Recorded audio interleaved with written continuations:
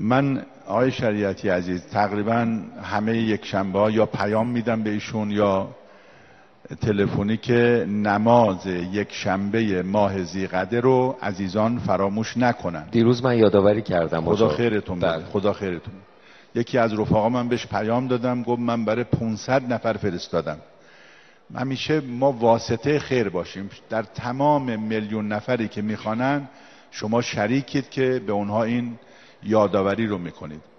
من کم میشه روی یک موضوعی مثلا در طول سال بهش اشاره کنیم، غیر از صلوات مثلا چیزهای مهم کمه.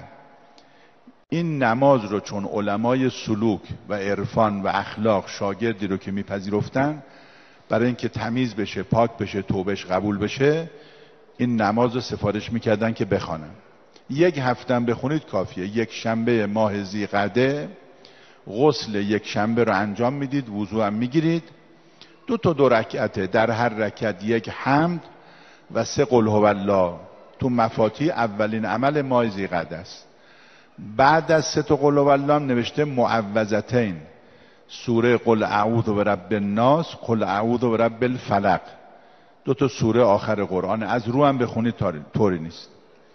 خب همش شاید 10 دقیقه وقت نبره. بعد از سلام نماز 70 تا استغفرالله و یک دعای یک خطی داره، خیلی کوتاه و مختصر، به بچه ها، دخترها، پسرها، دامادا، عروس همه سفارش کن. ولی واقعا عزیزان من خاصیت هایی که پیغمبر خدا برای نماز تک تکش خیلی مهمه. توبه انسان قبول میشه، گناه های آدم آمرزیده میشه. تمام ماها گرفتار حق الناسیم. غیر معصوم کامل کسی بگه من حق الناس ندارم دروغ محضه. خلاصه انسان خطاهایی کرده در حق دیگران. میفرماد خدا طلبکارها خصماش رو روز قیامت با خواندن این نماز راضی میکنه.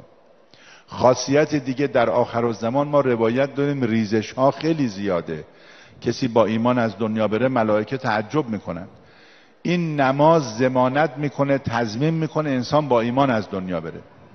در عالم برزخ قبرش جایگاهش نورانی و وسیع خواهد بود.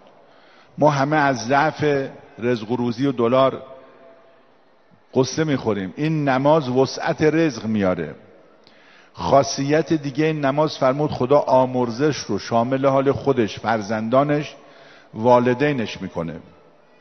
و خاصیت دیگه این که در موقع رفتن از این عالم سالم با راحتی از دنیا میره و این خیلی مهمه که انسان با راحتی. بعضی هستن انقدر زجر میکشن، انقدر بیمارستان، عمل جراحی، آیا جون سالم به در ببرن؟ ولی انسان به راحتی از دنیا بره، اینم نعمت بزرگی. انشالله این نماز رو به بچه ها، به دیگران هم سفارش کنید.